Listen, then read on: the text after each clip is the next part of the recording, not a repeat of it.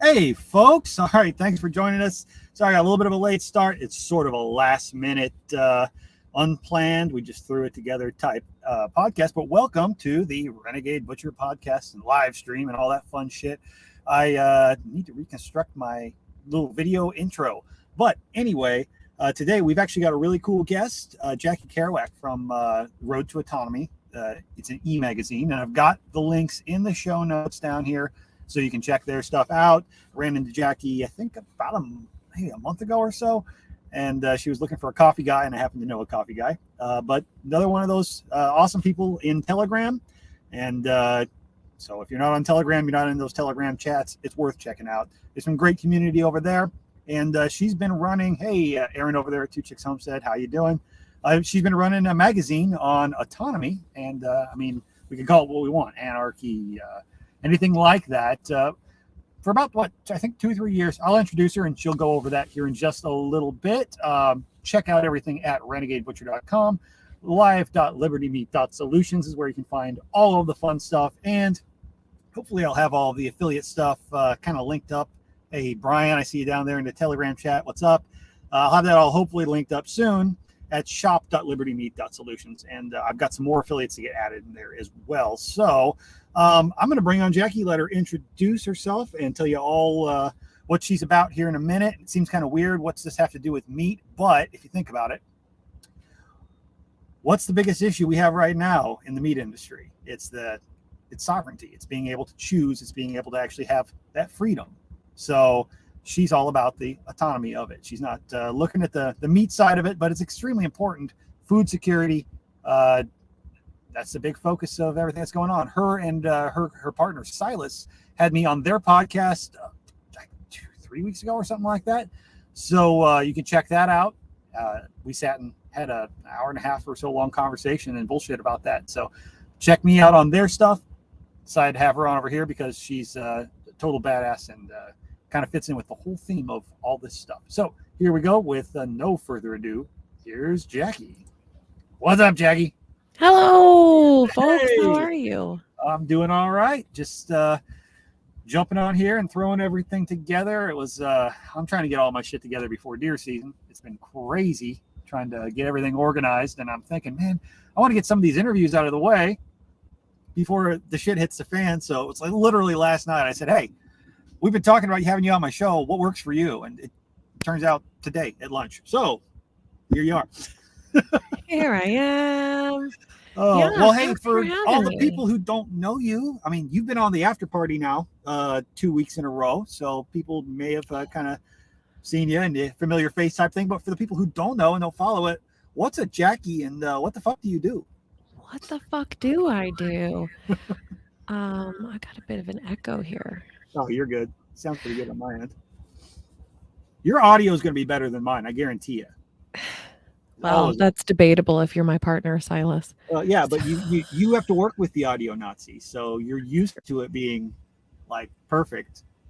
It's true. It's all true. I think that helped. Okay, so my name is Jackie Kerouac. Hi, y'all. For those who don't know me, I and with my business partner Silas Soul run Road to Autonomy, eZine, which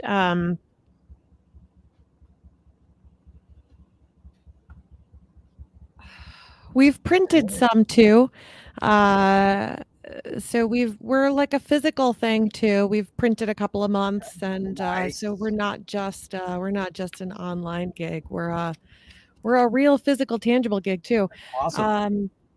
So I started started the magazine in officially 2020, January 2020.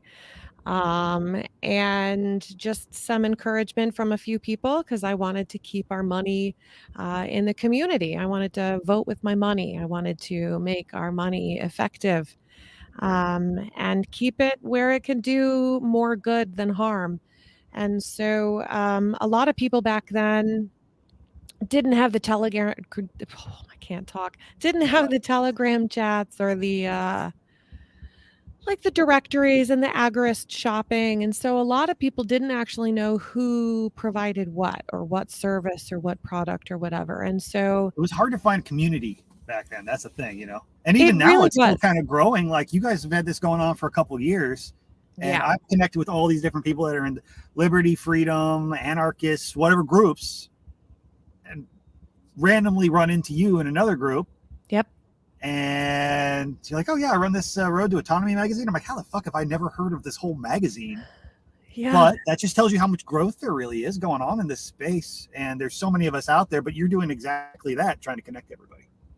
Exactly. And that's sometimes really hard to do because you know, people say it's like herding cats, right? But it's so Right. much more than that because autonomists, anarchists, conspiracy theorists, they all tend to be very selective about who they let into their circle.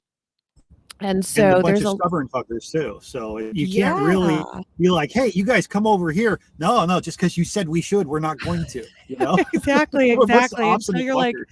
we promise we're not going to bite. And so probably the first year our growth was really slow. Just because people are really cautious and they really want to make sure that they're vetting these people before they're, submitting their name to it. And so Right. I totally appreciate that. We're going on year 3 now. Silas joined us probably 6 months into the magazine. And he kind of pushed us real far into more people, more contributors, more circles. He had more of that And that promotional background as far as he came from radio and stuff, if I remember correctly. absolutely, yep, he absolutely did. He used to be the one of the hosts of Freedom Fiends Radio, as well as a oh, what are they called? The something seeds. The Seeds of Liberty. Holy moly, he would be really upset. So he also handled the Seeds of Liberty. So he was kind of an old podcast head who came to kind of Right. come out of retirement and start RtA Radio, which happened probably a year into our magazine. And it's been really great. And so we are all about autonomy from start to finish. Our whole shtick is self-sustainability, self-liberation, and self-care, which ties perfectly into what you do, which is really great. I know that you had said in the intro that it's not really meat related, but it's not, but it is. It is. I Yeah, it think is. feeding yourself is definitely an autonomous act. I agree. And the way I And look at it is, if you look at history, just open a book. What's the first thing you do when you're trying to bring down a society or control them? You control the food, 100%. water, food, everything. It's old as time. Besiege the city, starve them out. There's a reason starve them out is that, but that's what's happening. That's what's happening in our world right now, though. We're being starved out. Look at how you have all these facilities being burned down. You have controls on farmers. You have farmers being told by, the feds that you're not going to get your subsidies if you don't go and destroy this crop. You've got a chokehold on it. So the only way people can break free from that is by what? Being autonomous, by Yeah. finding their liberty. So. And that's a running theme with just about everything in life. You want to become autonomous. You've got to feed yourself. You've got to figure out where your food comes from. You've Right. got to figure out where your education comes from if you have children, if you have people that rely on you for their life development. So really autonomy it's everything. It's financial, it's food, Right. it's education, it's child It all rearing. interconnects. I mean, you're not going to grow your own food either if you're not autonomous in other parts of your life. Correct. You got to Yeah. try to break free from all those different methods of control. So, and you mentioned as far as the schooling, so you homeschool, right? We've got a lot of homeschoolers in this audience as well. So, if you want to touch on any of that. Yeah, I've been a homeschooler for a while now. We started when she was super young, when she was like 3 and 4. We started introducing her to books Pretty much and from the reading, beginning. and yep. We had some. She was born 29 and a half weeks early, or excuse me, she was born 29 and a half weeks, so she was really, really early. And so it was really kind of allow her mental space to kind of catch up with being kind of jolted into this life before she was supposed to. And so we Mhm. had some concerns about development Right. and just kind of her grasp on how she was processing things. And so to kind of help that, we really kind of started her early. I think that was really Mhm. the key, and giving her something to focus on, books and being in control and being able to control her surroundings by giving her the tools that she would need. And so she ended up going to public school per request, which then we were super unhappy with it and switched her to private school. Super unhappy with that Mhm. too. And so we're back to homeschooling. Um, and in the state of Colorado, which where I currently live with my kiddo, they are a test every other year state. So every state is Gotcha. different with their homeschooling Right. guidelines. And your audience is probably from everywhere, so they all probably have different guidelines. But Hmm. I know in Colorado, that Erin from Two Chicks Homestead, she's in the comments right now. They're a homeschool family, and one of the reasons, even though Illinois is such a commie, horrible state to be in, one of the reasons that they stick around is that it's actually a good state for homeschooling. I yeah, grew up yep, in Illinois, just barely in Illinois, outside of Iowa. Even that's where all the family was, because I was homeschooled, and my yep. family specifically stayed in Illinois because of the homeschooling stuff. So one of those weird things where sometimes you just got to pick the loophole that benefits you most at the time. That's absolutely true, and I have quite a few friends that want to homeschool in different states, and I'm drawing a blank. I wanna say Pennsylvania, but I don't know if that's correct. But there are some Oh states on yeah, the East Coast that are super, like, really rigid about what you can teach, what you can't teach, the time frame of when you can teach, how many hours per day they expect you to teach, what kind of records you have to take, and keep. And so, luckily, Colorado is another one of those states where right. they really don't seem to um, have too many requirements. They do ask that you test your kid every other year, and we did that. She tested in the 7th grade, so she's only going into the 5th grade. So we really didn't have to worry too much about other guidelines because we're right where we need Right. to be. That's good. That's good. Yeah, Aaron just commented over here. Let me see if I can bring it up. Yep, right here. The homeschooling law changing in Illinois will be why they finally dropped to get out. They're ready to leave the state, but the fact that it makes it super easy where they're at, I mean, that's a Yeah. big thing. Educating your kids.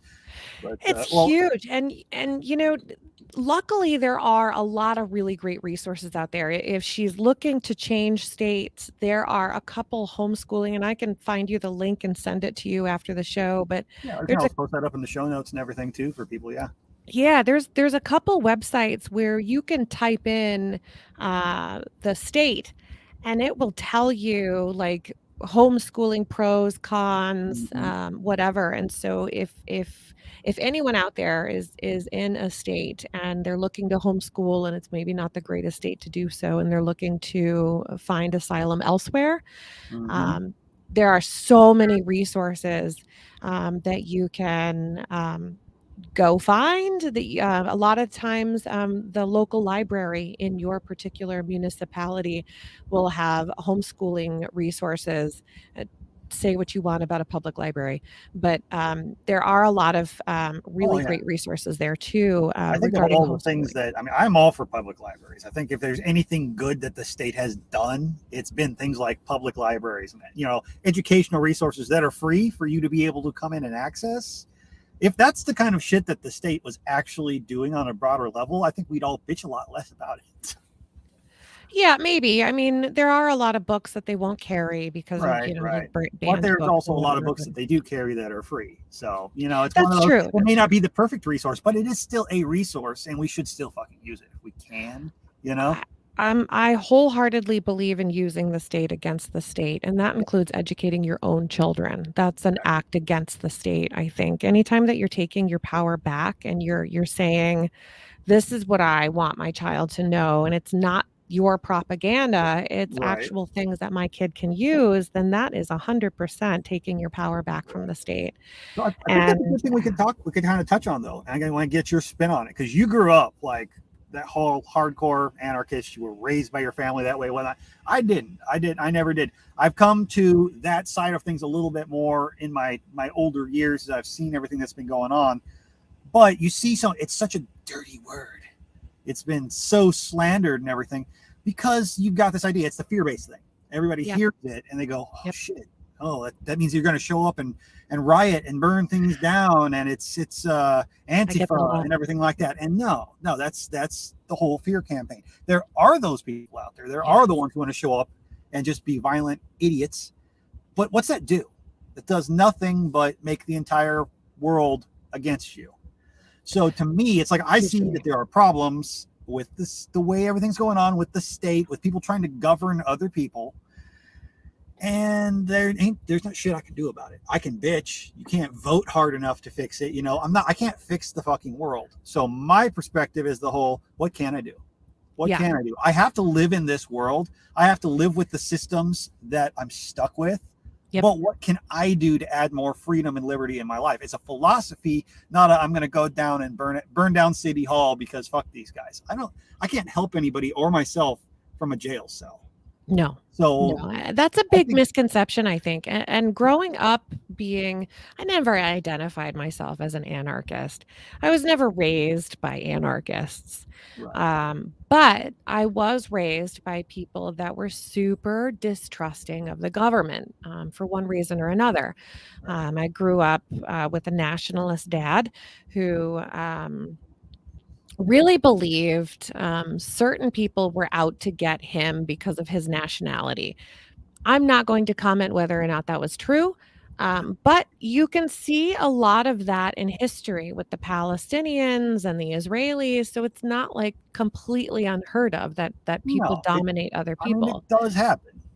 It does happen. And so as a result, he didn't trust anybody that worked for the government because whether you're a nationalist or not, it becomes almost like a game of paranoia. Like, are you really that nationalist guy or are you the bad nationalist guy? Right. And so it turned out he was really just kind of anti everybody. And my mom was just kind of a super big hippie. And so she was that's a hard way to live, though, Oh, buddy, you don't live for real long based on my experience when it gets to that point. So, well, I mean, that's the thing, though. It's like, I don't want to go through my life afraid of everybody. I might dislike the way some shit goes on. I mean, damn, imagine waking up every day and thinking everyone's out to get you, It's hard. It's difficult. It's definitely difficult. I see it a lot in that community, though. You see a lot of Telegram groups and stuff, and I don't usually get real close to those people that are always looking over their shoulder and stuff. I'm like, man, it's a negative influence type thing. And I think everybody has that feeling, like, you hear it and it's got such a negative connotation. You expect everybody to be an over-the-top conspiracy theorist. And you know what? Some of the best people that I've ever met in my life and worked with, and some of the most uplifting, like, community building doers are very much of this mindset, but they're not like out here trying to be like, the world's shit, we should all fucking go and hide in a hole, get your bunkers ready. It's not all that. Well, that's the difference, I think. And what I started to say was I never identified myself as an anarchist because I didn't even really understand the word myself growing up. I just knew that a lot of anarchists don't even understand the word themselves. Yeah, I think it's probably super true. And I think I grew up hard. I had a really shitty life.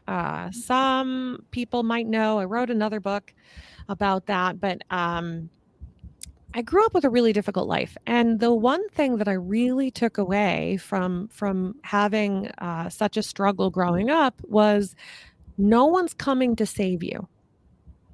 Right.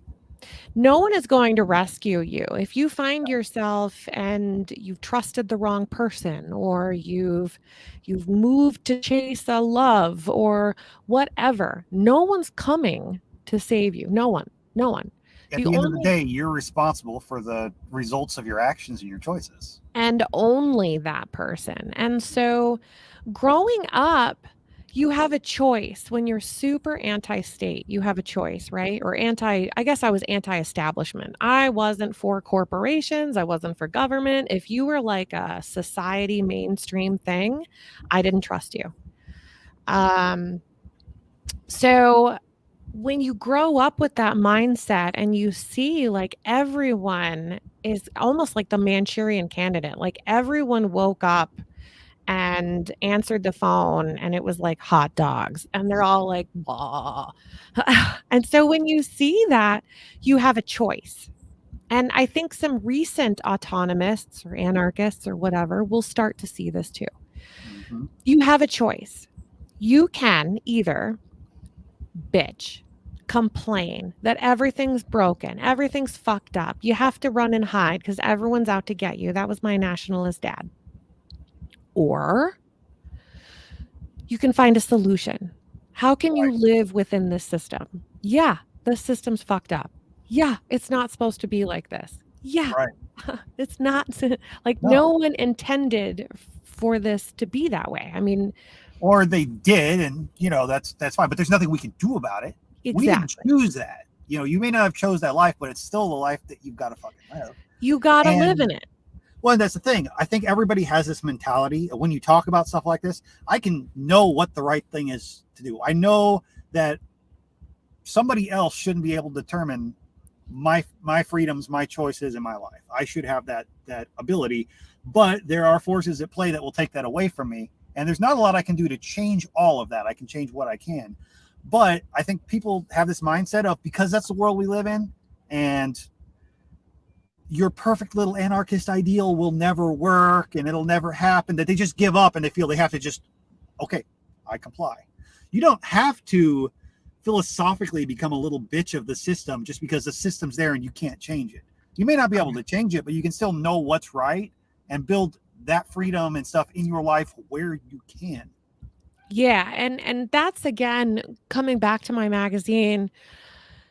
That's why the magazine is so important. And I think it's become so prevalent in today, because no matter where you are in your path to sovereignty, to autonomy, no matter where you're at, whether you just planted a tomato or whether you just created a freedom cell in your area and you pooled your money to buy a whole hog and they hired you to break it down so that they can keep the state out of their food. Right. Whatever their path is to autonomy, and no matter if they're expert level or brand new first day, we have tips and tricks for you. And we have tips and tricks for the most extreme people, kind of like Silas and I.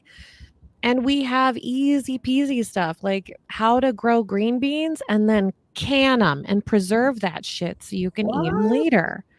We got all kinds of good stuff. And so being that solution-minded person, which we really, our target audience are the doers. We are so over the talkers. We can talk all day about it. Oh, yeah. But I want to see, like, what have you done? Have you had really good success with hydroponic tomatoes and you're able to keep the water from evaporating, which is a super handy trick out here in Colorado? Oh, I'm sure. In the dry climate, shit.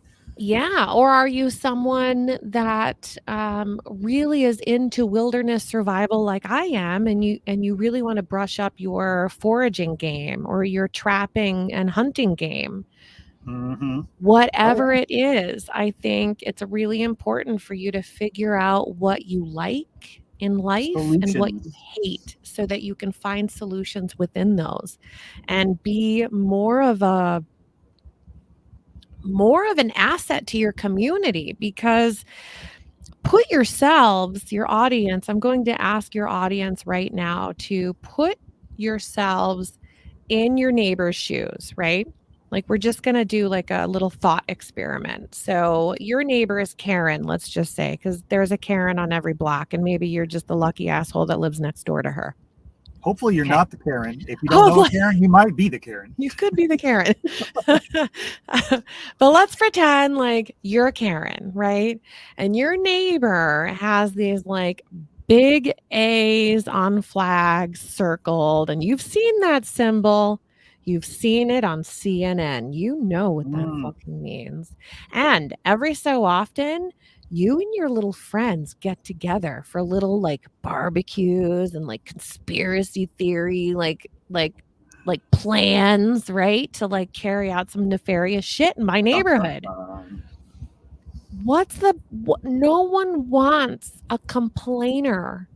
No. You know, and Karen, I'm going to defend Karen. Karen doesn't want you psycho anarchists either, who don't do anything productive for your community. Because guess what? Not everyone that we are building communities to help is an anarchist. Right. There are a lot of people in my network, especially, that vote. They are full on statists. Yeah. And they are some of the greatest people. They have great hearts. They feed homeless. They are houseless. Excuse me, I keep fucking that up. They're doers, right? Right. So I don't give a shit if you think you're like the greatest anarchist ever to walk. If you're not doing something that's helping Karen next door, then what are you really doing? Right. Exactly. See, some of the best people, you're right, some of the best people that I know are full on left or right, one way or the other statists. You're right. They're in the system. Doesn't mean they're necessarily a bad person. I do see that a lot in that community when you start seeing it, the whole autonomous, anarchist, libertarians, all of them. Everybody puts themselves, I went on a rant about this the other day. Everybody puts themselves in a box and they want to hate everybody outside of that box. That doesn't help anybody. That doesn't fix anything. And just because they have a different view than you doesn't make them necessarily a bad person. If you think about it, so what's one of the main principles of anarchy? That you don't fuck with other people. It's non-aggression principle. If they're not hurting you, leave them the hell alone and let them live their life the way they want. Well, if you want that for yourself, you're hypocritical as fuck if you don't let other people. If somebody wants to go be a bitch of the state, that's their fucking right. They can sign up for it and want that. They can go vote all they want. And you know what? You shouldn't feel bad about it because that's their choice. So if you want to dictate in your mind and say that and look at them negatively because of their choice, then you should expect them to do the same for you. Now, like 100%. I'm all for let everybody do what they want. But back to your point with your thought experiment, guess what? If the Ku Klux Klan starts having a gathering down my road, I'm not going to be happy about it. And I'm not going to necessarily go bust their shit, but I'm going to watch them real close and I'm going to feel kind of judgy. I feel like back in the day, some of your folks, the 80s and 90s kids, there was a sign, and you still see the sign today, but the sign doesn't mean shit today. But there was a sign called Neighborhood Watch. You remember that? Yeah, with like the little creepy guy on the sign, right? Oh, yeah. Yep. I'm not necessarily for a state-assigned neighborhood watch sign. However, I don't give a shit if you like Karen or not, even if she's just a judgy little cunt. Introduce yourself to her. Be neighborly to her. Help her introduce a little bit of your life. I'm not saying you got to invite her to your cookouts. I'm not saying you got to sign her up for your newsletter if you got one.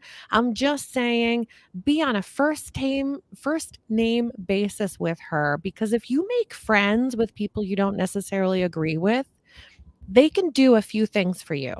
Yeah. Build that network, even if they aren't necessarily part of the inner circle. Super big. That network. It's spider webs out. Not everybody has to be super close to you, and you'd rather have them be a friend than an enemy. Exactly. I think what it does first is if you actually talk to Karen and develop a dialogue with her, first of all, you're going to have understanding of how she thinks. And a lot of the times it's just stories in her head. So it gives you an opportunity to say, I am an anarchist, but I'm also a peaceful parent, and I'm a homeschooler, and I'm a gardener, and I feed the houseless at the park across the street, and I do all of these things. And you can replace that image in her head of what an autonomous is from something with the black hood to something like me. So if I walk up to any random person in my area and I introduce myself as an anarchist, what are they immediately thinking if they're not part of this community? If they're not, they're terrified of you. Oh my God. They are terrified. What I saw on CNN, Yep.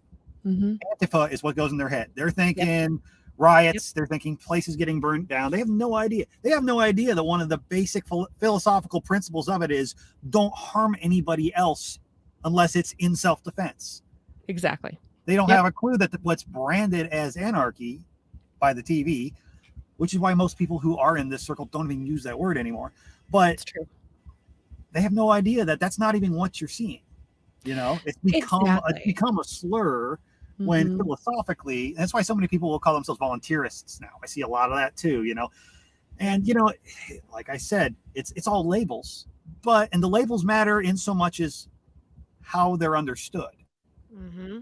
But we'll never break those conceptions, those preconceptions that people have of us, of people who actually are liberty, free-minded thinking, unless, like you said, you go out and introduce yourself to them, talk to them, communicate, build that community. The other thing is you'll find, and I find this a lot, there's a lot of people who are very much along this line of thought who pretty much are like little budding anarchists, and they don't know it. They don't have a clue. Hell, I know people who are, some of the most anarchist-minded people I know are police officers that are sick of their system and sick of the shit they see. But they're doing their thing. They're working their job. But why should the state get to tell me this? Why should I be told what I can and can't do on my own property? And they're right there. They just don't take that step off that ledge because it's scary thinking you're the only one that thinks that way. I'm going to tell on myself here to all your listeners. I have so little compassion for those people. I'm sorry.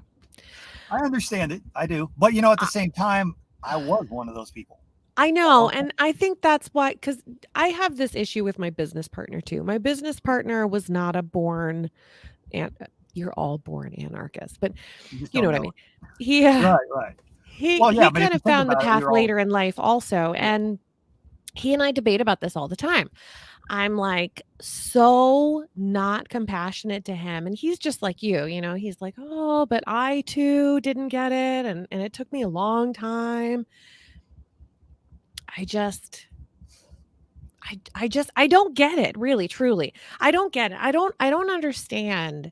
And that's 100% me. I just don't understand how you can see something and know in your heart that you would never treat anybody like that. And yet you're being treated like this by our government, our ruling class. Programming, honestly. It's you grow up in a system, you grow up seeing this and thinking, and you're being told over and over and over again, this is how the world works, this is how you have to live. And it's a lot harder to unprogram yourself. And I think, what was that you were talking about on your magazine not long ago? Unfuck yourself. Yeah, that's harder to undo that. And it takes physical effort to relearn that and wake up to that. And it's like breaking a habit. You have to remind yourself over and over again. And I still catch ways. So I'm like, you know what? That's pretty fucking shitty of me to even think that of that person or think that I have any say in their life and their choices. But we all do catch ourselves doing it. Well, yeah, that's true. But it's the road to autonomy, right?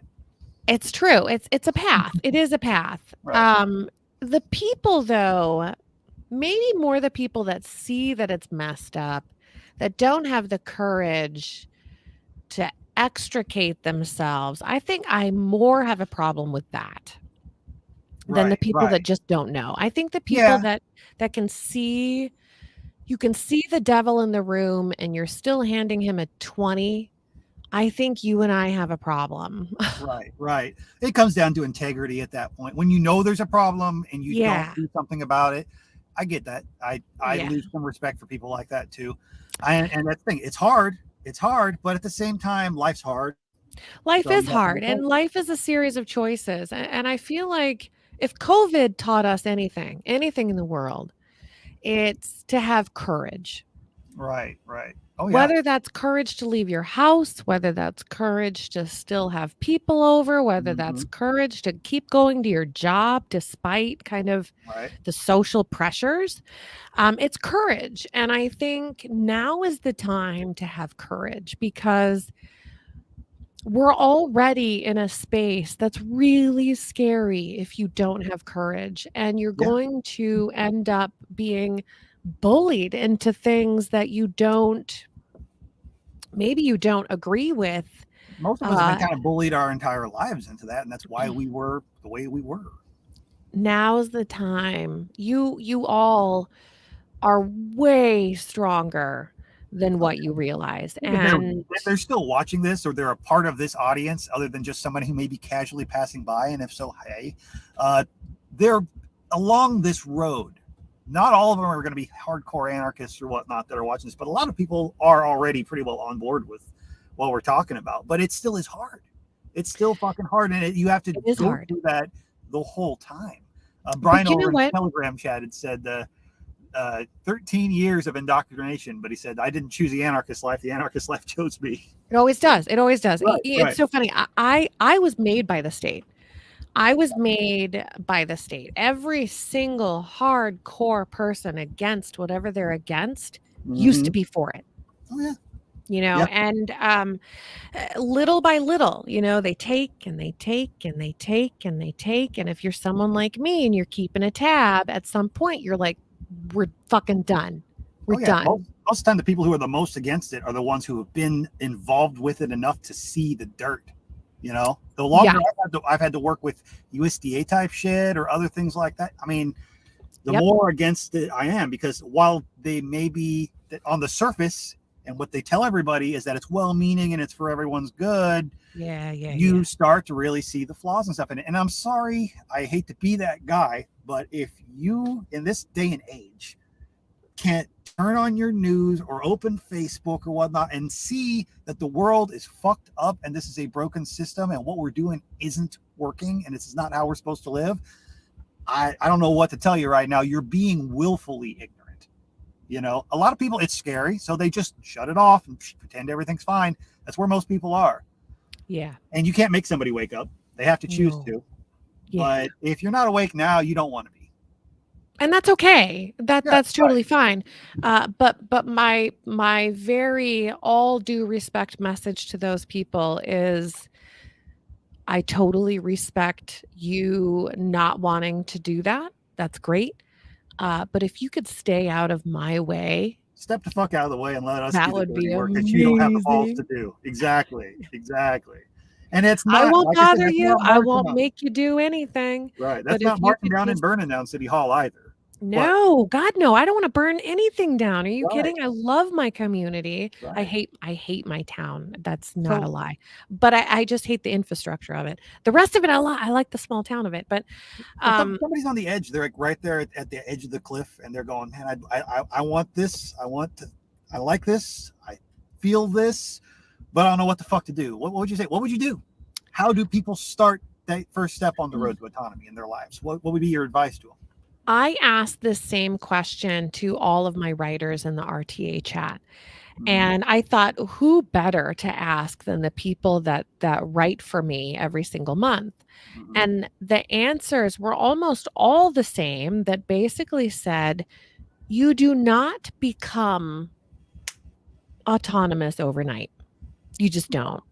This is a process. This is a very long process. And this is a process that is just like any other process. It takes one step.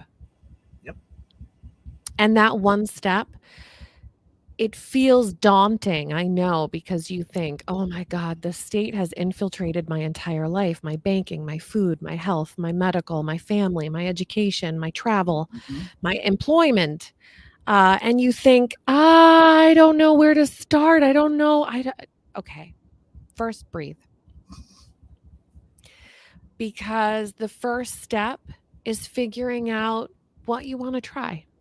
This doesn't have to be scary. This can be my kids' favorite two foods are spaghetti and meatballs and Thai banh mi's. Vietnamese food. Yeah. I grow two kinds of basil. I grow Italian basil and I grow Thai basil. so I Nice. can make both of my dishes for my kid Mhm. whenever she wants them without being a slave to what's Thai basil at the grocery store. Uh-huh. Little Well, small 'cause towns, yeah, they don't have Thai basil. well, it's little shit like that. That freedom isn't necessarily go out and I'm just going to completely stop paying my taxes and go to jail. No, it's No. how No. can you cut the ties that you can? Yes, and you start small. And so first you grow basil because fuck, it's an herb. All you need is Right. sun and water. Grow basil, You're raise some done. rabbits, grow a pig, That's like start a more garden. advanced, but yeah, Right. Or exactly. just grow something, do something. Do That's like the biggest something. thing. Something. Doesn't Do even matter what something. it is so much, but you don't ever start until you start. Buy $20 in Bitcoin. If you fucking Right. hate plants, see what happens. Like buy $20 worth of Bitcoin, go to a Bitcoin ATM, Yeah. download some kind of wallet. You can find tons of information about Bitcoin wallets I know a online. guy that's Ask going a to do a friend. whole podcast about it with somebody else See? starting Wednesday. Yeah, exactly. Uh-huh. Get a full card and start getting Bitcoin for the shit you actually normally spend, and maybe you get lucky like Yes. me and get $25 in Bitcoin just for buying shit. Just for being around. So And try it's that. scary, and it won't bite you, and you won't go to jail for getting it. Right. Just take a It's breath. yeah, like Those $20 in Satoshi Bitcoin. sounds scary and weird, and it's confusing and everything. No, No, like it's little things. You're listing off things way more advanced than oh yeah, someone that's just beginning, but it doesn't have to be scary. It doesn't have to be losing your fortune. It doesn't have to be like pulling your kids from school. Don't go nuts. you don't have to become that guy overnight who's like No. screaming on Facebook about how having a driver's license is being a bitch. And You know, you don't have to be that guy.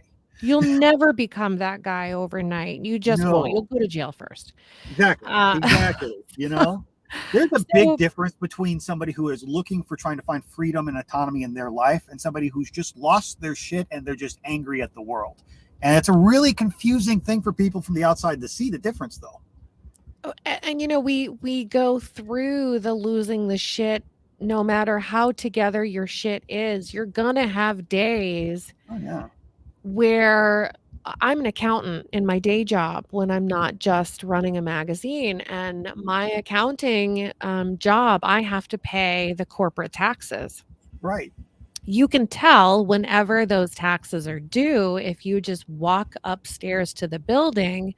You will hear me in the back, motherfucker, you fucking thieves, you pieces of shit. What the fuck do you do to earn this Mhm. motherfucking money?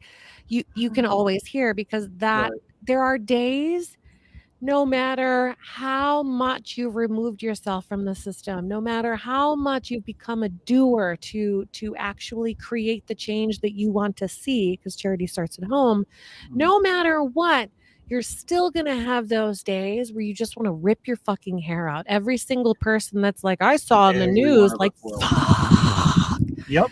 So, And and guess that's what? okay. Even if you're not in this space, you have those days too. Yeah. And Everybody it, does. It's part of being human. yeah. And it's okay. And It and is. treat yourself with grace as you kind of navigate this journey. Any kind of major change like that, just even a change in mindset and the way you look at the world, you know, it feels like everything around you is falling apart even faster than it normally is because now you're noticing it.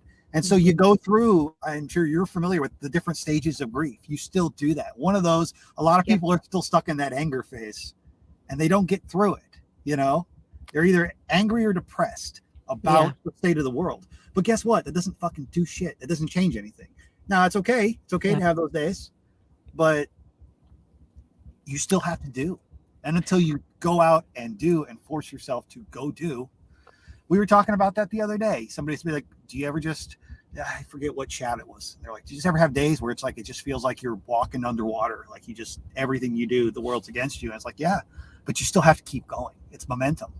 When you stop, Brian was talking about that on Tim's podcast last night about content creation. We were kind of vibing on that whole thing of, and I've been in the same boat.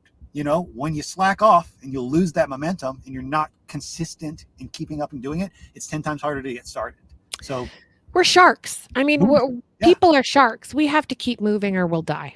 Pretty much. And you see that in the retirement community. You see these like big wigs that exactly that bust their ass to retire at 65 or whatever. Right. And then like they've worked their ass off. And so in retirement, they're like, I'm not gonna do anything. I'm gonna play golf and I'm just gonna like scratch my ass and watch football whenever I fucking want. And they're what dead in 8 happens? years. Or they're back at work in 3 Right. months. Exactly. Yep. Like and notice dicking people off. who do stop, they just seem to like rapidly age. Like, Yeah. like everything you had to live for that kept you moving, it's gone. Now what the fuck do I do? You know? I went out and bought that car I wish I had when I was a kid, and now I'm too old to enjoy it. You know, that kind of thing. Yep. Yeah. But a lot of those guys, they stopped living right long before they ever retired. You know, that's the other thing. That's the hard part. It's the mindset of I want to fucking live. I want to go out and live my fucking life. I don't want to be a fucking zombie NPC like everybody else you fucking see around, because that's what's required to live in this environment they've created for us. Yeah, that's the system's lie. The system's lie is once you achieve this, then you'll not want anymore, and you can rest, and it's heaven. And it's just one, financially, I don't believe in it in retirement, because I believe in saving your money. I believe in playing the market wisely so that you get some sort of return. But when it comes to like the government gives me permission to retire, I don't believe in it.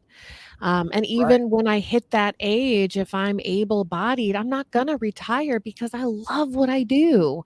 I'm one of those people are in this community too are entrepreneurs.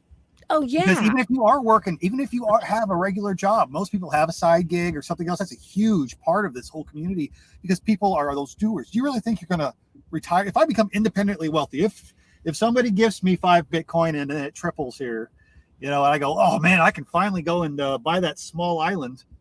You think I'm just going to stop and go disappear and you'll never fucking hear from me? No, you got to do something. You're continually building. And if you look at the most successful people in the world, a lot of them are elderly. A lot of them, do they ever fucking stop? Do they go, that's enough, I'm done, I'm out, peace out? No, they're continually building and growing more and more and creating that legacy and hopefully affecting and improving the world around them. That's what I'd like to see more people doing, instead of sit back and just go, well, fuck. I guess I'm done. Why don't you make the world better for the other people in your life that are depending on you or that need that inspiration from you? And to the people that say, well, they didn't do that for me, let me just stop you, because I used to be one of those people once where I was mad at the world for leaving me. Let me say, to be in a world that has left you behind or turned their back to you or to shit on you or to leave you to wallow, and have you grow up to be that change, to be the person that helps herself, let me tell you, you have to take away the excuses, because no one's going to make it better. And you have to make a decision to say, I was let down by my community. I was let down by my family or by the state or by whoever. But I'm going to show you what it's like to do this correctly. I'm going to build a community, and I'm going to show you all the things that you did wrong. I'm going to do them right.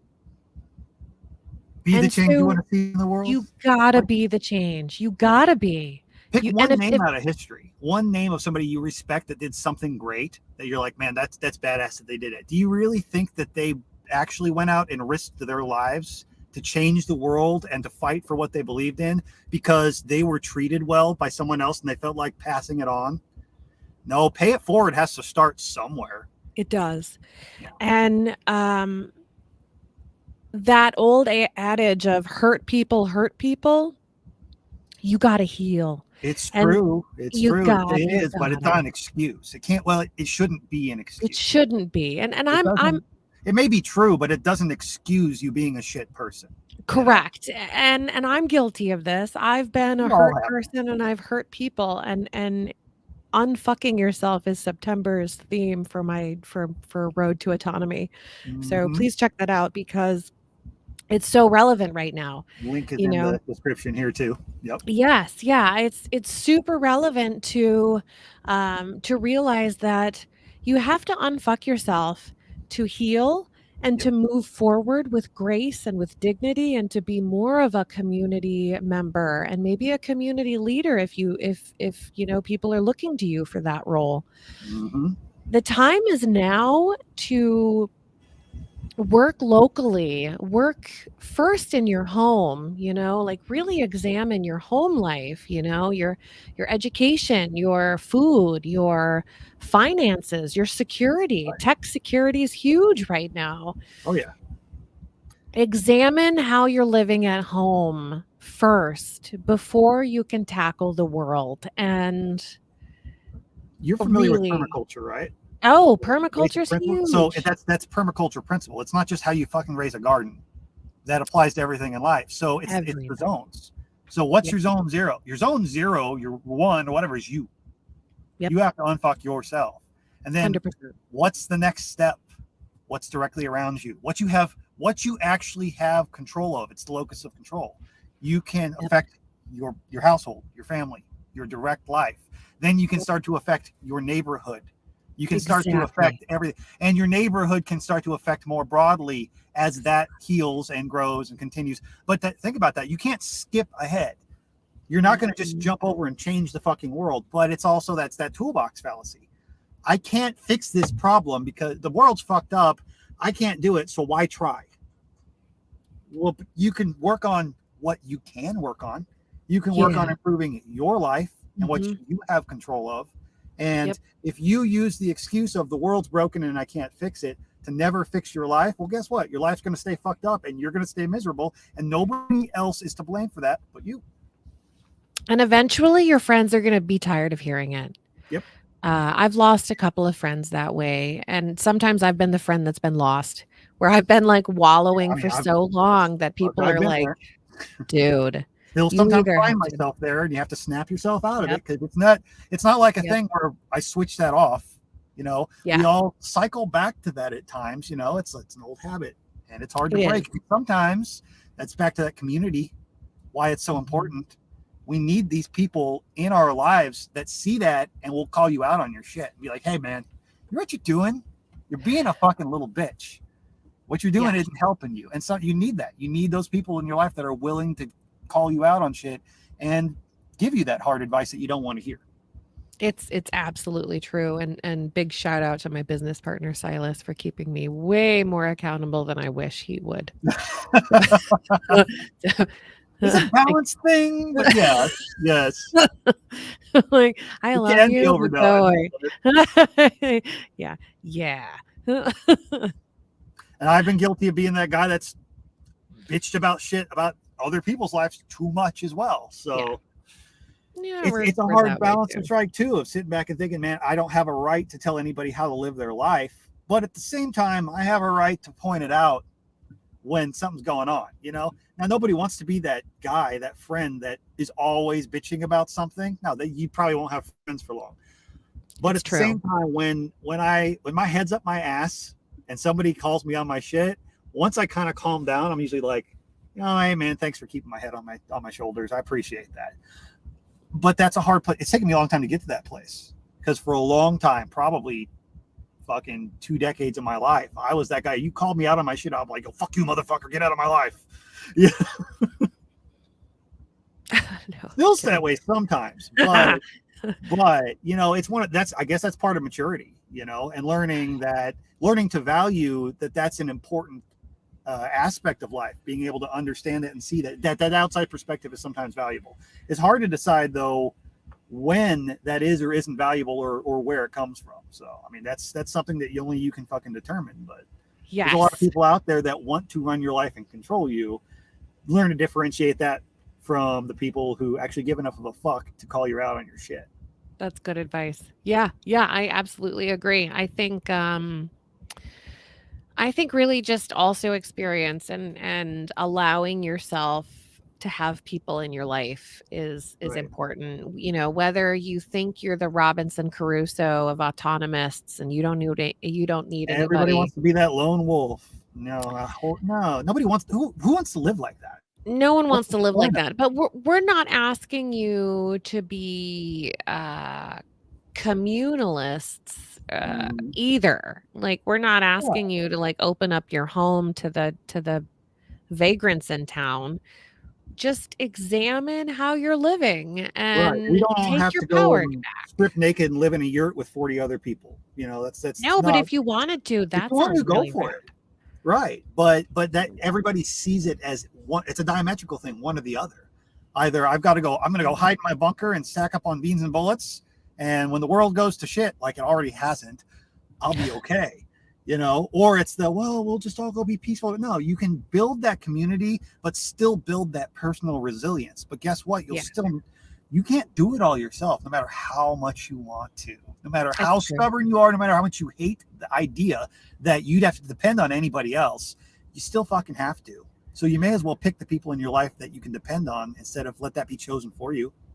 I think a really good representation of that, since you have so many homeschoolers in the audience, also is the Tuttle twins. I've Anybody heard good that things is, about that. yeah. So my kid read the whole series, and one of them is The Broken Pencil, I believe, is one of Mm, the books, and it really speaks to that. It really speaks to the teacher told all of the kids they needed to make a pencil. right. And so they're like, "Oh, okay." Well, then they realized that the wood came from Belize, and I don't know. I'm not quoting the book, but the Right. wood came from somewhere, and the graphite used inside the pencil came from China, and the eraser was harvested from some plant and taken like 400 people to cure and turn into an eraser and Hmm. form it and carve it and whatever, and Such a that came from simple Thailand. thing. Right. So, and I think really the point of that book and really what my kid took away from that is it takes a whole village to create one autonomous person. Hmm. It takes a whole village to create, like you're probably not the guy that grows the cows. You're probably a guy that eats the cows. You Hmm. might be the guy that grows the spinach. There's a whole community out there, and it doesn't matter politically what path they walk. If they eat food, they should be in your community if Exactly. you eat food too. Like people get so divided in their labels and their boxes and whatever, they forget that we're all human. I see so many people that want to bitch because I don't like them because they're a Democrat or they're a Republican, they're a statist, they're a whatever. But then they'll be calling people out for being a racist or something. You're just as much of a fucking bigot as they are. Yeah, But like they I have a just different system of belief in living their life than you. So fucking what? That doesn't necessarily make them a bad person or someone no. you shouldn't have in your life or in your network. Just don't talk about politics. I mean, the status that I have in my lives, they know where I stand, I know where they stand, and we rarely talk about it. Sometimes we give Exactly. each other shit about it, but Right. we don't really talk about it because we know we've reached an impasse long ago. Mhm. They're happy with where they're at. I'm happy with where I'm at. We can agree to disagree, and we can now talk about vegetables. The people in this space that always are harping on about something political and they're always sharing all of the newest whatever, they piss me the fuck off because to me, the whole idea of this mindset is to be not political because Yeah, the politics fucking sucks and it yeah, destroys everything it touches. So yeah, why would I want another brand of it and to immerse myself into it and be angry about it all the time? I don't want yeah. to talk about it. I don't want to play that game. I don't want to be part of that system. But I do want to hear how you cooked your steak last night. I do want your fucking recipe for those green beans because they were fucking badass. I Love do green want to hear about how you built that porch. That's beans. the shit that fucking matters. Yeah, agreed. Agreed. And I rarely talk about the stuff because I don't want to give it power. You No, know, it's like the more important to you be talk aware about about what's something, going the on. We more have to live in the yeah. world. You got to know, but you I don't don't have to have to let it talk run about your it. life. Yeah, nah. Yeah. I just live my life. That's exactly right. I live my life and people are like, "I want to live my life more like you. How can I do that?" Well, let me tell you. Mm-hmm. You So you start started a growing whole basil. magazine about it. Yeah, I did. I So did. if circling back to that though, if somebody wants to find your magazine, they've got the link down there. But if somebody wanted to write for your magazine or give some kind of content, or do you have guidelines for that? Are you looking to add more people? What Anybody in the Always. audience who might want to contribute, what should they do? I am always, always, always looking for somebody on the road to autonomy. As we've discussed, autonomy is everything. It is every single part of your life. So if you happen to have information on how to do something smarter, faster, or more efficient, or even something that you just enjoy doing that has a big impact, for instance, feeding the houseless, dropping off jugs of water. Like we keep our milk jugs and then we fill them up with cold water and drop them off.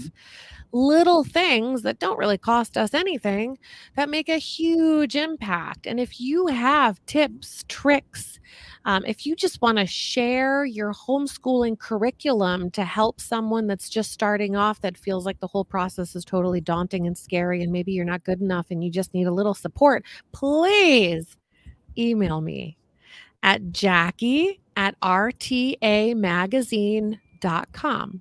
JACKIE at rtamagazine.com. And you can find our email on our website too, rtamagazine.com. I'm not really on Facebook anymore, so I'm not going to have you go on there to find me, but I am on Telegram. I'm Jackie Kerouac on Telegram, and I would just love to meet you. You may not want to write for the magazine, but maybe you just want to talk to some of our writers. I would love that. And you got a pretty good little chat over there. It's a small group with that RtA chat in Telegram. We get some good conversations going on there sometimes. Real deep I shit. really enjoy a lot of the conversations. I feel like I have a good diverse group. I've got people that vote. I've got people that don't vote. I've got Black Flag anarchists. I've got just homeschooling moms. I've got such a diverse group. And I love the perspectives that people bring to certain topics. And I love how solution minded they are, and how when you say, here is a box of thinking, and they're like way over here. That's how we learn and grow as people. If you think about it, we expose ourselves to other ways of thinking and other perspectives. And if you stick with the people who think just like you, you're always going to think just like you, and you're never going to grow or change because you have no outside pressures to do so. Echo chambers are super inefficient, and I'm not a big fan of them at all. My best friend is a socialist. She is full on. She thinks people should be sterilized after one kid. She is hardcore. She's big time. She's my best friend in the entire world. And people are like, how in the world can you coexist? And I'm like, man, sometimes it is difficult. I'm not even going to lie. Sometimes the shit that she says, I'm just like, okay. All right. But I love. Is it worth the argument about this happening? Kind of thing, I'm like, how I feel about that. Right. But the fact that you can have that different of opinion and you guys are still friends, because I'm sure you've had some fucking fights for 12 years. That speaks to the actual relationship there. The fact that you actually can come back from that, having that different view of you. And I think that's important. And it says a lot about a person that they can do that and still, not just be like, fuck you because you're different than me. Yeah, no, she's been my best friend for 12 years, and she's been a hardcore socialist, only getting worse, I might add, since COVIDicus. So she is my best friend though, and I keep her around like she's a puppy. I keep her around because she reminds me, because sometimes I don't understand y'all. Y'all do shit that I'm like, what? And she explains it to me in such a way that I'm like, oh, which then helps me better communicate with some of you. Because I'm like, I know in my heart where you're coming from. You're coming from a solid place. Your intentions are well-meaning. I think you're misled, but you can't communicate with those people unless you understand at least why they think the way they do. You got to understand where their heart is and where their intent is. And I love her because she provides such a good, solid perspective as to why people are so nuts. And I do think she's nuts in a lot of ways, But But I'm what sure they think the same about people like us, you she know? thinks I'm a full-on extremist. She thinks I am like she is, even though she knows who I am, she's that kind of People socialist. that want to So grow their own food and like not be controlled by other people. It's so fucking extreme. Controlling your homeschool? own life? How fucking dare you? Like, aren't you afraid that you're not going to teach your kid anything? Like, set her up for success. Put her in school. Like, that's what she does to me. And I'm like, girl, my kid is smarter than most of the adults you know, but okay.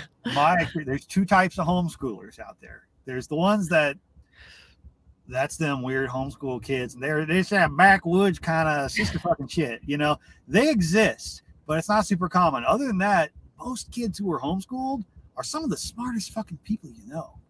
I know Even people the that were backwoods homeschooled folks through too. 8th grade and then just quit and never fucking did it.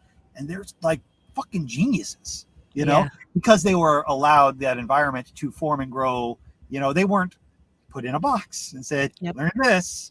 Yep. People, it's weird, it's strange, but left to their own devices, especially when you're naturally at an age where your brain seeks new information and learning, tend to go out and learn things that they need and want to learn. Yeah, we learned, so last year when she was in 4th grade, my kiddo asked if she could learn about the Opium Wars. Damn, And I was like, that's some heavy shit for a kid, but let's go for it, you know? yeah. So I got on Telegram and I was like, who out there has resources for Opium Wars that is age appropriate for children? And 17 people were raising their hands. yeah, homeschoolers were like, here, here, here. And I was Right. like, oh my God.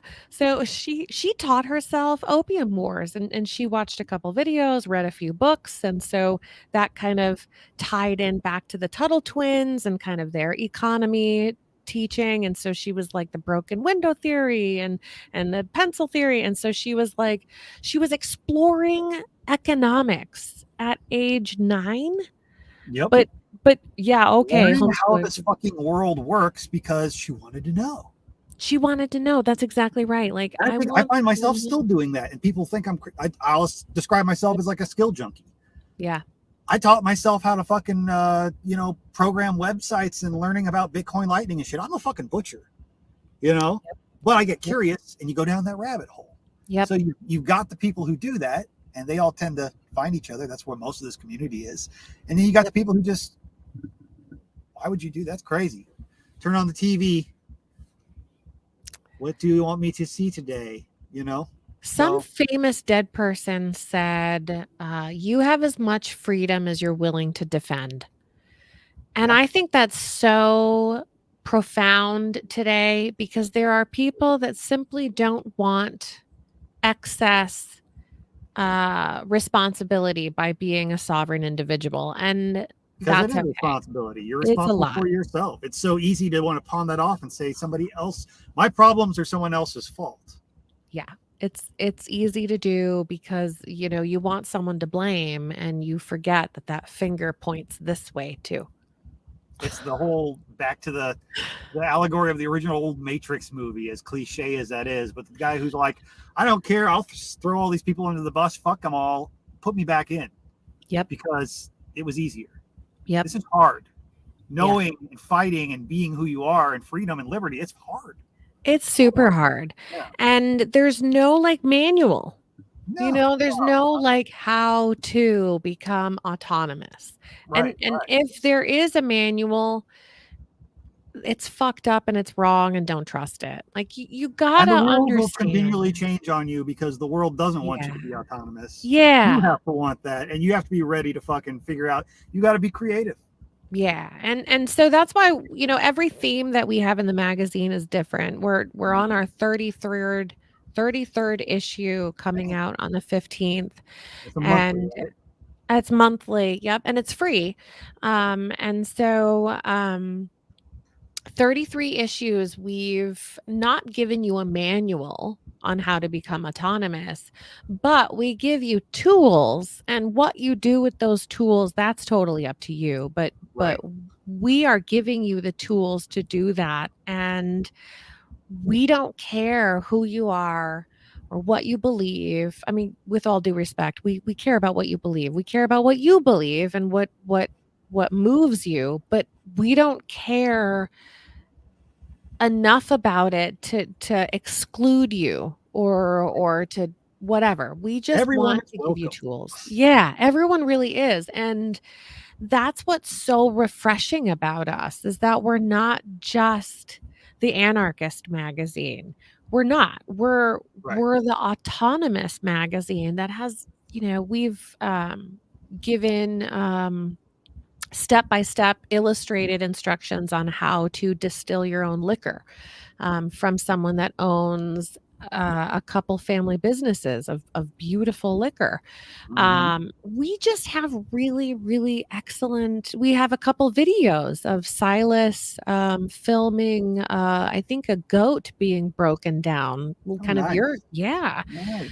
Nice. We've got a couple videos of chicken farmers breaking down a chicken Right. and using the tools, like the defeatherer that we talked about Hmm. in some of the other chicken chats. Um, declucker, what do you, Plucker. yeah, yeah, plucker. So, we give you the tools for a wide range of things that you might come across. Like, gosh, I really love basil and I want to grow it, but I can't remember to water my plants. I wonder if there's a solution. I betcha there is. Bet you there's somebody who could write an article on like wicking beds or something like that. Oh, hey, look, there's a Yeah. yeah. So it's similar to like a lot of those magazines in that space, kind of like Mother Earth News, where Yep. it's all Yep. solutions and things, but it's more broad Yep. in that way. Yeah. Exactly right. Yeah, Mother Earth News is wonderful, and I really, really like them. They have so many good Oh, they things. did. My grandparents like subscribed to that, I think, and they had it when I was a kid. I remember being like Yep. 5 or 6, just going. They had like a stack of them, and I on those things. Yeah, they are Yeah. so cool. They've kind of gotten a little more corporate as the years went on, but they're still Yeah. really a great resource. Oh yeah. We're kind of like that and more. Mother Earth News was about the earth, was about gardening, horticulture,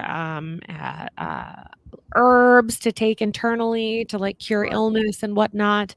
We're we have a data security guy on our magazine contributors, and he really takes us through how to stay autonomous through tech, how Hmm. to World's changing and growing. That's a big part of it yeah, now it's a too. big part of it. And so we're so much more than the earthy stuff. We're also tech based. We're also spiritual. We've got quite a few spiritual contributors that realize it's really difficult to be human, and not all of us are emotionally intelligent. And how do we deal with that? How do we Right. navigate the icky feelings while still being an effective community member? So we have spirituality. We have people that are really anti big pharma. They just don't Hmm. trust them. And so they would rather find alternatives. I Hmm. study Native American culture. And so I made cough syrup for my kid and I out of pinyon sap. And it Nice. took care of our cough. It works kind of like guafenicin, which is a Yep. pharmaceutical thing. It works a little bit better than that. We got over our cold. We each hacked up a huge loogie after 24 hours of taking the thing, and Cleared it out. Right. we had no more cough. That's been And a huge thing. That's always been a huge part of this community and everything too. Is you see that just not just necessarily herbalists, but those home remedies, those not feeling like you have to be tied to the medic, because that's another way people are easily controlled. Hell, yeah, Aaron, that's been commenting over here on the homeschooling, they're had got a bunch of comfrey from Brian over at the Lots Project. They've been done exploded. They've grown a ton of it this year. So now she was asking me, how did you make that salve? They made a big old batch. She's selling salve on Etsy now. girl, So you I should have know, checked out my magazine because I have a whole recipe thanks to right? Aura on how to make comfrey salve. So it's We in one had of our when they previous asked, we issues. had like 4 people that popped in, and we're all like, "Here you go!" We're like Oh dogpiling on yeah. top of each other. Yep. Because, well, like I said, Brian over at the Lots, they did a ton. Hey, he used to sell shitloads of Yep. comfrey. I think. Yep. Oh shit, he's finally. I need to order some more from him before they leave their place. Now that I think about it. Yeah. I've had a couple contributors. I broke my leg last year, and I had like 3 different contributors send me comfrey tea, comfrey salve, and comfrey tincture, I think. And Yep. so I Yep. was like, thank you. So, Uh, yeah, there's tons of stuff like that though out there, and there's yeah. so much knowledge in that space, Yeah. but it's also been so kind of demonized by society that people are afraid to even share. It's And amazing when it you start talking about stuff like that, how people come out of the woodwork and be like, I know. Yeah. And there's a lot of censorship going online. Like if you Oh go yeah. to Google, like they got in trouble a few times for like censoring, and Amazon's done the same thing where Mm-hmm. they've gotten in Oh trouble yeah. too. And so really that's another really great thing about our magazine is we give you links. So a lot of the people that have a lot more experience than maybe what you have, they not only are giving you recipes and how to, but they're also giving you links to back up that support Right. why they do what they do. And so you can come on our magazine and say, no, I think comfrey for a broken leg is witchcraft and voodoo, and I'm not going to trust it. Check out the links. We don't hide anything. Check Right. out the Right. links, and the I mean, links it are could be from witchcraft and established voodoo, but websites. it fucking works. I'll tell you that. Yeah, it's not as woo woo as people No, think. it's really not. And But so people are afraid of what they don't understand. That's the yeah, thing. I yep. just so like the other day I was talking about that with my that fold card and how I was excited. I hardly use it, but I posted on Facebook. I'm like, hey, if you guys aren't paying attention, I just won $25 for doing my normal shit. And it's funny because I have a ton of people that I still do keep on there that are more in that either homeschool, butcher, doers, but not part of this kind of space.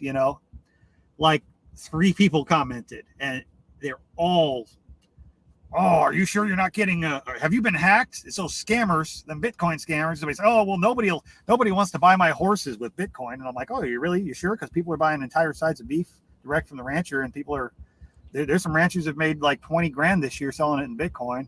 Oh, I I'll just never do that. It's scary. But people are afraid of it because they don't Yeah, understand it. yep. And I literally step out there and say, hey, look, here's a thing where you can get something for free for doing your normal shit. And they're all Yeah. like, no, oh my God, we're going to get scammed. Yeah. Yeah, No, I no, mean, but it's so easy for people to be afraid of things like that are new or out there. They're kind of on that edge. So what I like about the magazine is that that's a place for people who are wanting to expand and learn about things that maybe they've never really dabbled in much, or I'm not sure that if I Google that, am I going to end up on a list? Yeah, that's true story too, is you can be a lurker for a long time before you Mm-hmm. decide to do anything. And Right. again, RtA, Road to Autonomy, is a wonderful place to lurk. We have 33 issues, and probably 20 of those issues are more than 100 pages of information. And so all those back So issues are up there for people to come. Is it like a free thing, or is it a subscription model? How do you guys do it? currently, right now, everything is free. Now that could change Mm-hmm. at some Obviously, you got point. to pay the bills. Yeah, I was going to say our costs are starting to slowly increase. So that could change, but currently they are free. And so you can go to flipsnack.com/road to autonomy, all one word. Okay. Nice. And you can find all 33 issues there. They're all in chronological order, and you can just read, like, what is that, 33 times 100? Like 3,000 pages of how to become autonomous. And A lot of content. I don't think we've repeated content. And I don't think we've repeated a theme. Nice. So, Nice. So what's your theme coming up? Unfuck Yourself That's is right. dropping September 15th. For those of you that are on the road already, you'll be receiving it in your email. And those who are not will just have to wait for the website, rtamagazine.com, to be updated to see the newest Right. issue. Yep. And I know you've got to get back to work. You took the time on your lunch break or whatnot, so I don't want to hold you here forever. We could babble all day long. Trust me. We I know really how. could. Oh my God. And we Oh have, yeah, like, to go thank on, goodness but we have. we're like an hour 20 and stuff. So I've got some shit I got to get wrapped up today. I'm sure you got to get back to it. But I mean, if so, people know where to find you. People know how to contribute. I'm assuming if you do the printed copies, that's probably another good way to help support you. I'm assuming that's probably a sold type thing. Yeah, And that's been a little bit difficult since COVID, I guess, to get them printed again because we've I'm had a sure. couple print houses like bail on us. So if somebody who's listening is kind of in that industry, they should reach out to you. And yes, please. Yes, Yeah. please. Our issues are more modest these days. They're not like 140 pages anymore. So they're a little bit easier to get printed. Gotcha. But yeah, I mean, is there anything you want to kind of throw in here before we wrap it up or whatnot? I know you're about to be on I think coming up Saturday, you're going to be on the Lots Project, Brian. And you can see him again on Wednesday with me, where before we do the after party, which you might make too. Me and Brian are going to do a thing on Bitcoin Lightning. So we're all kind of throwing this around and interviewing each other. But so I want to leave something for him to talk about on his. There's always stuff to talk about. Are you kidding him like a windbag? Right. Well, I mean, we didn't get into content creation because we can't talk. I mean, yeah, right. Okay. But yeah, I mean, is there anything else you want to touch on before we wrap it up? No, I think please check out our magazine if you haven't already, rtamagazine.com. Really, truly out back to the homeschooling real quick. If you are a homeschooler and you feel like you have something meaningful to contribute, no matter how seemingly small it may be, please reach out to me. We have had the damnedest time keeping homeschooler content going just because homeschoolers are busy.